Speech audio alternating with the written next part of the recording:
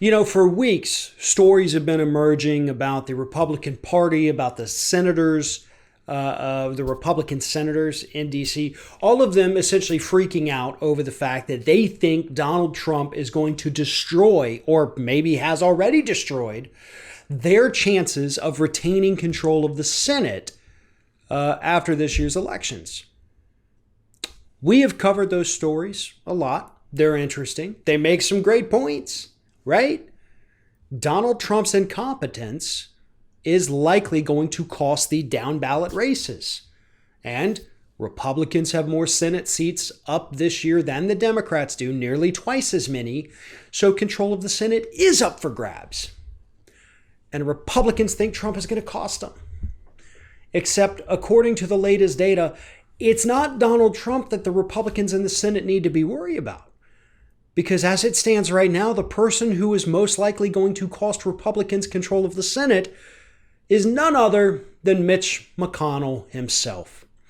According to the latest round of data, Mitch McConnell has a net negative approval rating in 49 out of 50 states across this country. There is only one state in this nation where Mitch McConnell does not have a negative approval rating, and no, it is not his home state of Kentucky. It happens to be the state of Wyoming, where Mitch McConnell's approval rating is a net 0. So the only state where he's not in the negative is the state where his approval and disapproval ratings are even.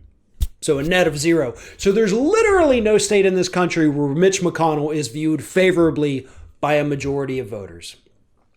And in the Republican battleground states this year, South Carolina, Arizona, Colorado, Georgia, and several others, Mitch McConnell's negative. In fact, the best polling he has in the battleground states is in South Carolina, where his net approval rating is only negative 19%. That's the best he does, is net negative 19%. So yes, Republicans have a problem. They are in trouble of losing the Senate. But it actually has less to do with Donald Trump and more to do with Mitch McConnell.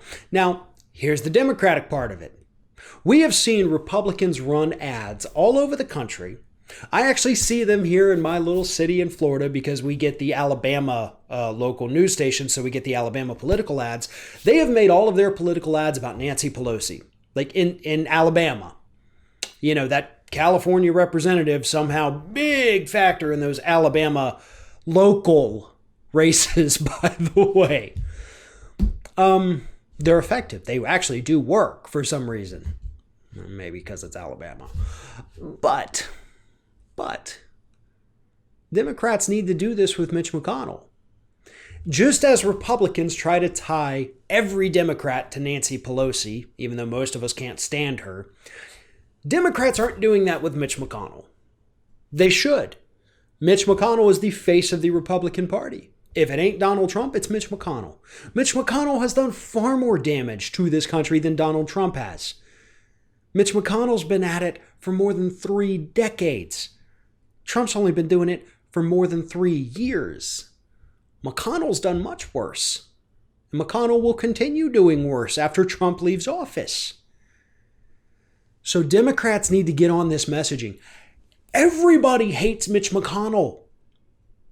Pelosi's approval rating is far better than McConnell's, yet they still try to tie every Democrat to her. Democrats do the same with McConnell. They've given you the playbook. They've shown you how to do it with what they've done to Pelosi and every other Democrat. Do it to them with McConnell. It's super easy. And it would be super effective. The public understands that Mitch McConnell is the villain here. All you have to keep doing is gently reminding them of how horrible McConnell is and how every Republican is subservient to McConnell. It's an easy enough strategy, and given the current poll numbers, that might be the best way for Democrats to take back control of the Senate.